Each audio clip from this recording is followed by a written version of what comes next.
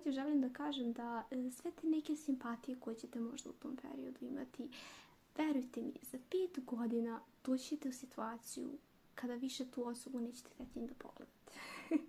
Ne kažem sada ništa loše za nekoga, samo hoću da kažem da vaš se razvija, a neki ljudi ostaju na istom.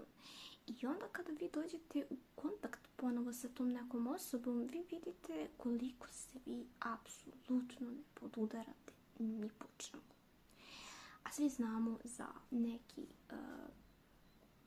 život u budućnosti, za neke cilje u budućnosti. Jako je bitno da sa nekim imate sličan život, slične ciljeve, slične vrijednosti, da ne kažem iste vrijednosti i isti životni put. Da stremite ka istom životnom putu.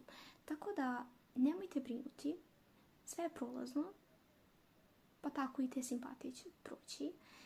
Nemojte sebi dozvoljavati da budete u nekim toksičnim odnosima, u manipulativnim odnosima i tako dalje.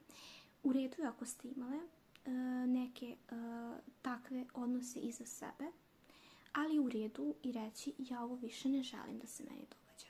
Ne daj Bože da je bilo nasilje unutar veze, unutar prijateljstva i tako dalje. U redu je reći ja ovo više ne želim i meni je dosta ovoga i ovo se više neće ponavljati. I preduzeti određene granice i određene korake kako se to više ne bi ponavljalo. To je sasvim ok uraditi. I trebate to da uradite.